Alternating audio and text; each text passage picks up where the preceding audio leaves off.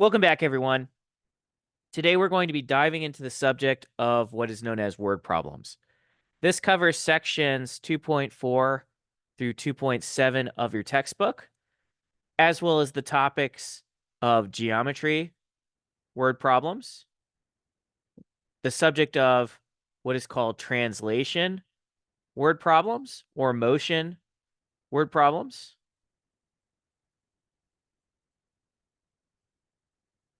algorithm, word problems. We'll look at what that means,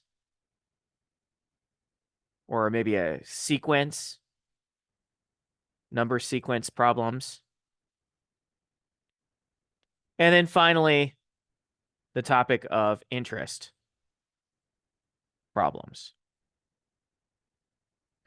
And the interesting thing is that regardless of what word problem you might be presented with, there really is a rather straightforward strategy for trying to solve those problems. The first step to solving any sort of word problem is you have to identify what you are given, the given information inside of the word problem. If you can't correctly identify the given information, and that seems like it should be easy to do, but it's not. It's trickier than it seems. Okay. If we can't identify the correct information, we're dead in the water. So we have to identify the correct unknowns, the unknown quantities, and known quantities. Are there any unknown quantities in the formula? If so, can we assign those unknown quantities to a variable name, such as x or y? Are there any known quantities in this particular word problem that we're dealing with? And if there are, perhaps there are some sort of equations that we may be given or that we may know about which pertain to the problem statement.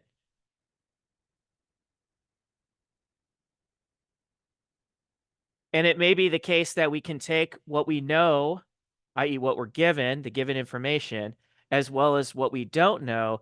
And somehow, if there's some equation which might exist that relates this information, we can then construct a formula in order to determine what our unknown quantities happen to be after we perform some uh, algebra balancing acts. And then, which brings me to the third step. At the end of the day, after we take all of our information, gather it together, we're going to be presented with some sort of algebra equation, generally speaking. And then we need to, of course, use the rules of algebra to solve the problem.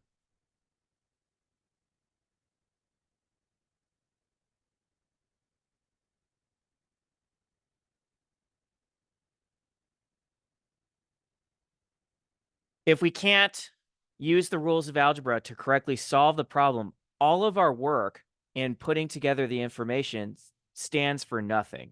Okay. Everything is just out the window. Now, let's start with number one. How do we identify the unknown quantities and the known quantities? And or how can we construct equations which pertain to the problem statement if it's not clear from the problem statement's context that there exist equations already? Well, for any given word problem, what we're going to do when we're scanning through the word problem, when we're reading it for the first time, is we're going to look for specific keywords that identify to us operations that may be pertinent to the problem statement. So uh, it turns out that the four fundamental operations, addition, subtraction, multiplication, and division, all have unique keywords which tell us that we're dealing with a specific type of problem statement. So, for example, if you see the word sum in the context of, say, the sum of two numbers is blah, blah, blah, this means that you're going to be performing addition with whatever numbers you're given. Of course, another word for sum is plus. And another sneaky way of saying that you're adding two quantities is to also say greater than. If you had an expression 10 greater than 5 is an unknown number, you can use that expression greater than in order to signify addition. 10 greater than the number 5 is the unknown number. It means you need to take 10, add it to 5, and that's your unknown number. But you can also use a statement such as more than. If I have 5 more than 10, I have 15 in total. Okay, so that phrase more than signified that we needed to take 10, add it with 5. You can also use phrases like exceeds. Exceed usually means that something is added to or in excess of beyond something else. Okay. Um, we could use added to, combined with, and altogether. These are generally words altogether. These are generally words that would signify that you're performing an addition operation. Words that signify subtraction, by contrast, are going to be the antonyms. They're going to be the opposite of the words that describe addition. And generally speaking, we're looking for words that provide us a image, that give us an image of something that is decreasing. So the first word that we might think of is decreased by.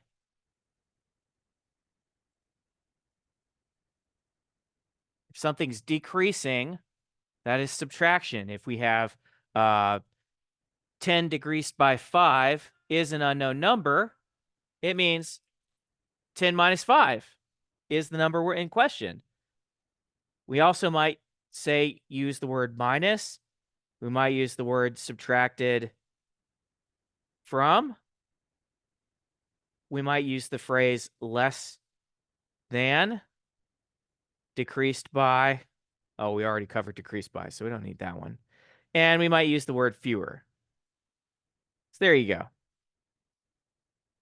For multiplication, we could use the word product, times, twice, double. Even the word half would actually stand for a multiplication operation, because if I say I have half of 20, you could technically take 20, multiply it with 1/2, and that would give you 10. Okay, so be careful with the multiplication. But product is going to be usually the word that will be used to signify that you've got a multiplication problem at hand. You could also see sets of. That's a phrase that's used a lot whenever you're signifying a multiplication style problem. Now, for division, this is rather straightforward. There are very few words in the English language that signify division exclusively, but if you were to say division very explicitly, it's going to be the word quotient, or you might even have the phrase divided by. Now, implicitly, you could use the word per, as in you have to divvy out a certain number of something or things to each individual group. So then you would use the word per and ratio and for each group.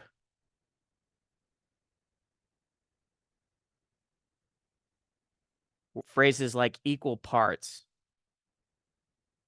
These are all phrases used to represent division problem statements.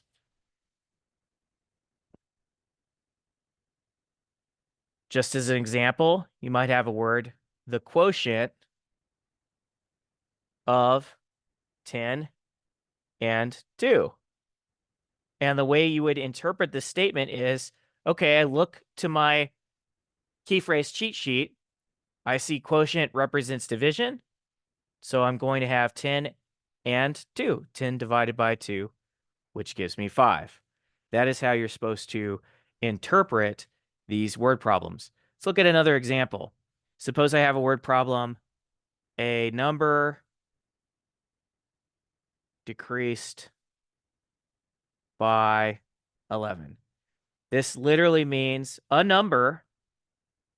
You just represent this with the letter X as a variable. It's just some number. I don't know what the number is. You don't know what the number is. It's just some number, but it's being decreased, which in our key phrase cheat sheet is subtraction. So it's being decreased by how much? 11. So a number decreased by 11 would be the formula x minus 11. Let's look at a more challenging one. 3 times the sum of a number x and 8. 3 times the sum of the number x and 8. Now this is a little bit more tricky, okay?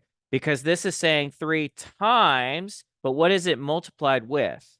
It's multiplied with the sum of the number x and 8. So what is a sum? A sum is x plus 8. And the key thing that you have to remember is you're taking x plus 8 and you're taking that whole quantity and multiplying by 3. And so you can't just, a wrong answer would be to interpret this as 3 times x plus 8. It's not 3 times an unknown number and 8. It's not the sum of 3 times a number and 8. It is 3 times the sum of a number and 8. Okay, so be very, very careful about the specific word order in these problem statements because it's going to mean something entirely different. Okay, I'll repeat. It's not 3 times an unknown number and 8. It is 3 times the sum of an unknown number and 8. And that is why we would write the sum of an unknown number and 8 inside of the parentheses being multiplied by 3.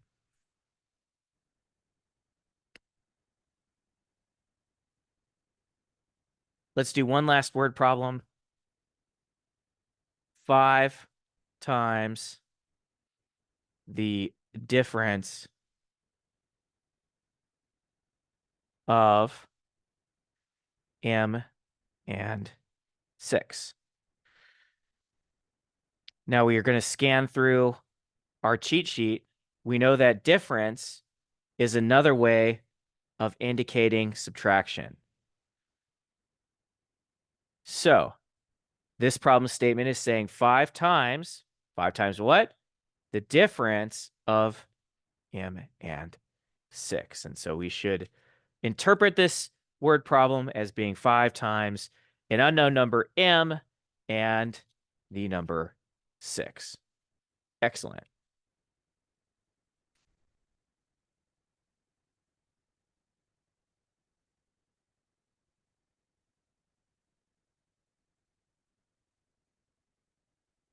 Let's look at some direct translation problems. This will be example 4 from page 123.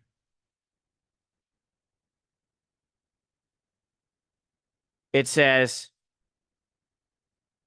translate each sentence into an equation. The first equation that it gives us is 5 more than a number is 20. So 5 more than indicates addition. A number is just an unknown term, is 20. Now, students might ask themselves or ask me, how did I know that is was an equal sign? Well, consider all the words that we use in math to indicate when something is equal to something else. We'll usually say x is 5, or an unknown number is 3, or something on that order. But then there are other phrases that we might use. We might use the word yield.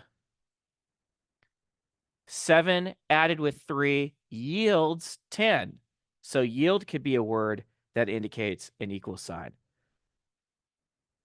We might use the phrase is equivalent to. We might use the word equals naturally. We might use the phrase results in. Regardless of which phrase we pick, all of these mean that we are doing a equal sign somewhere in our equation. And in this particular case, it says 5 more than a number is 20. So we've got 5 plus x is equal to the number 20. Let's do the second problem. It says 4 times the sum of z and 3 is 15. So we have 4 times the number z and 3 is 15. Okay, so 4 times. What is the number? The number z is just some unknown. I don't know what it is. You don't know what it is. But it's 4 times the number z and 3 is equal to 15. Right? Wrong. The and in this particular instance is supposed to be interpreted as an addition operation. Why? Why is it interpreted as an addition operation? Well, you can think of it like 5 and 2 is equal to 7. When I use the word 5 and 2, that represented the addition operation for that particular expression. I could say x and 2 is equal to 10.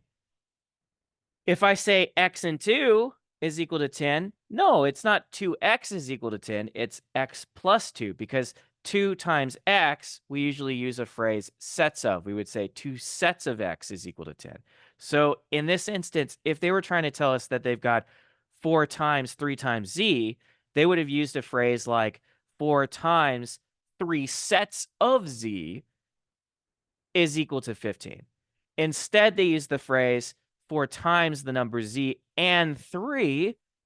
And in this instance, everything is equal to 15. And so we should set up our specific equation as follows.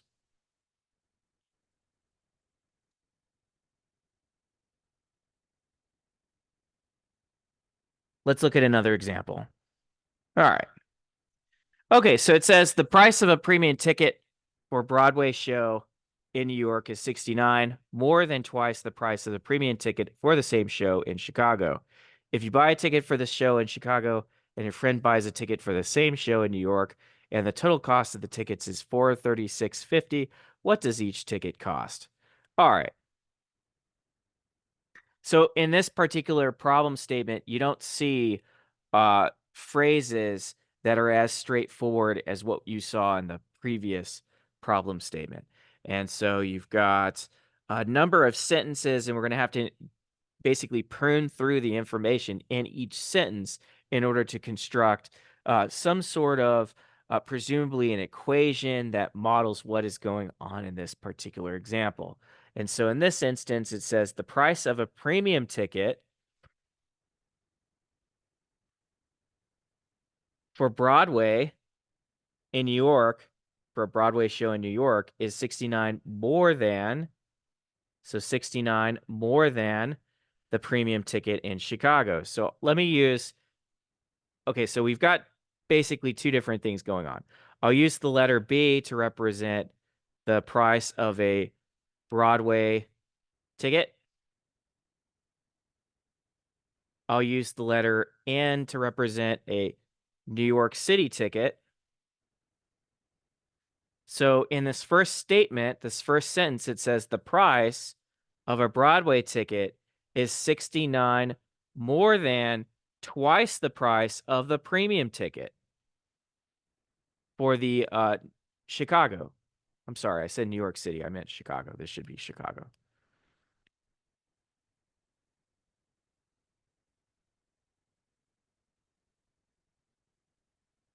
And your friend buys, if you buy a ticket for this show in Chicago and your friend buys a ticket for the same show in New York, and the total cost of the tickets is $43,650, what does each ticket cost?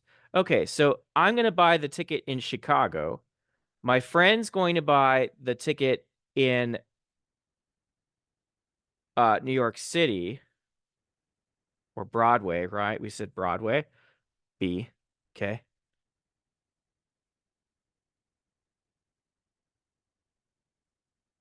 The total cost of the tickets is $43,650.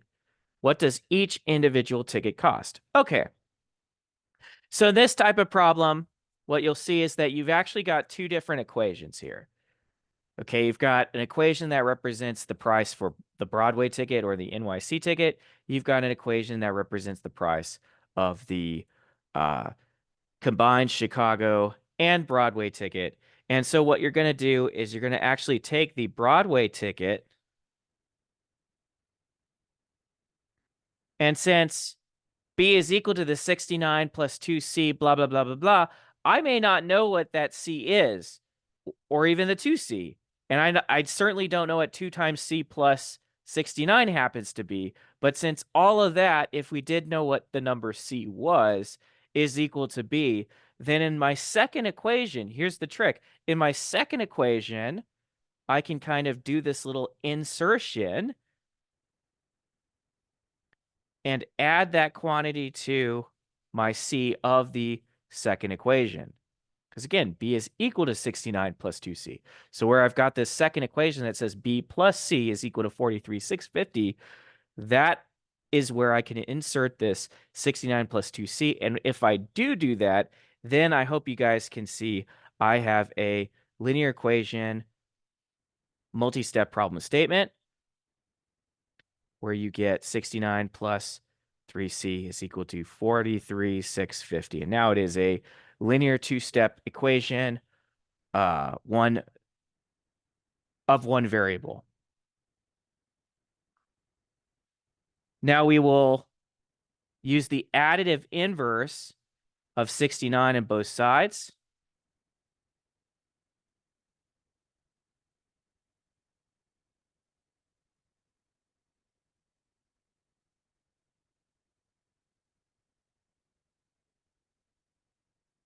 And that is going to allow us to eliminate the 69.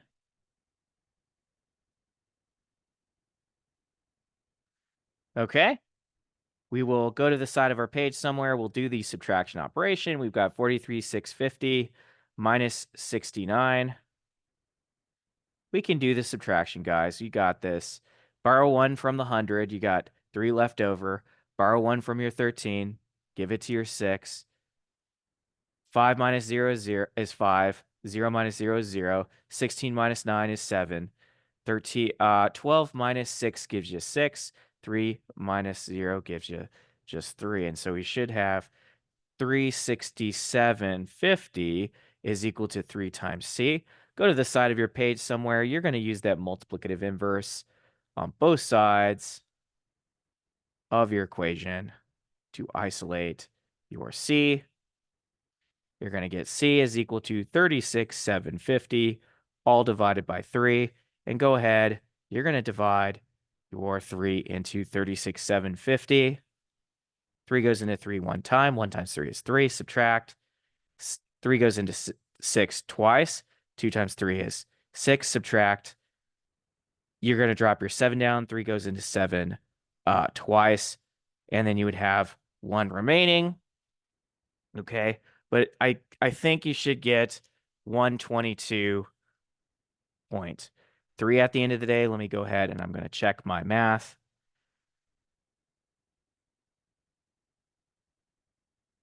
Yes, we get 122.5. My bad. Very good. Okay. And that is kind of how you solve one of these more involved word problems in an algebra class. We will do one more example problem, and I'll let you guys go.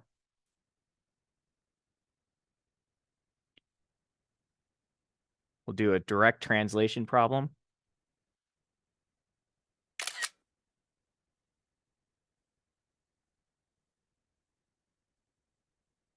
And for this problem, it says a carpenter is building a shelving system and cuts a 14-foot length of cherry shelving into 3 pieces. The second piece is twice as long as the first piece, and the third piece is 2 feet longer than the first. Find the length of each piece of cherry shelving. Okay. All right, so we got 14-foot piece of cherry shelving. We're going to cut it into 3 pieces. What's critical to note about this is that we don't know where we're making the cuts. So don't assume that it's in thirds. We don't know where we're making the cuts. We're making 3 different cuts, or we're cutting it into 3 pieces rather, not 3 different cuts, but 2 different cuts. So we get 3 pieces. And it says that the entire length of the shelving is 14 feet long. Let's go ahead and label these pieces. We'll call the length of the first cut L1, the length of the second cut L2, and the length of the third cut L3. Guys, note when I do this L1, this is not L1, okay? It's L with a little subscript 1. It's like a little tiny number. It's not a number that's multiplying with something else. It's a tiny number that's off to the side so I can keep track of each one of these pieces since each one is different. So at any rate, just don't get confused. It's not L times 2, it's L2. Okay, a subscript is a little bit different than a superscript and a coefficient. All right, so it says the second piece is twice as long as the first. So here's my second piece. I've got L2. We say it's twice as long as the first. Okay, so 2 times L1. It then goes on to say the third piece is 2 feet longer than the third. So my third piece is 2 feet longer than the first piece, right? So the question is, how do we find the length of the cherry shelving? So in this instance, we will take our pieces. What do we know? We know that L1 and L2 and L3, regardless of the lengths of these individual pieces, they're all equal to 14 feet total. They're all equal to 14 feet total. So I don't know what L1 is. You don't know what L1 is. I don't know what L2 is. You don't know what L2 is. I don't know what L3 is. You don't know what L3 is. But here's the deal. We do know that L2 is related to L1. We do know that L3 is related to L1. So what if we take what we know in this particular problem statement and we're going to substitute it into the equation below that represents the relationship between these variables? So we know that all 3 of these pieces add up to be 14, but we also know that L2 is equal to 2 times L1. We also know that L3 is the distance of L1 plus 2 feet. And all of this is equal to 14 feet total. Okay. Now, remembering the associative law, we don't need the parentheses. The parentheses in this instance are just, basically adding a bunch of confusion. And we can go ahead and begin adding some like terms if we want to. I've got 1 apple and 2 apples. Go ahead and make that 3 apples. We'll use the commutative law. And 3 apples plus 1 apple gives me 4 apples. And voila, we have a 2-step LEOV. Now, if we use our additive inverse on both sides, I'm going to add to 0. 14 plus a negative 2. I owe you $2, but I have 14 in my bank account. When I pay you back, I'm going to have $12. 4 times L1 will equal 12 because 4L plus nothing is just 4L. All right, so now we'll use our multiplicative inverse. We're going to multiply both sides by 1 over 4. And we're going to get our L by itself, and we'll have L is equal to 12 divided by 4, which is 3. So the length of my first cut is equal to 3 feet. Now, with this information, because L1 is equal to 3, we know that L2 must be 2 times 3, or 6. And that implies that the length of the third cut is 2 plus 3, or 5. So you've got 3 different sizes. And if we add them together, well, 3 plus 6 is 9. 9 plus 5 gives us 14. And so indeed, we have solved this particular word problem. Okay, guys, that is all I have for you today. Take care.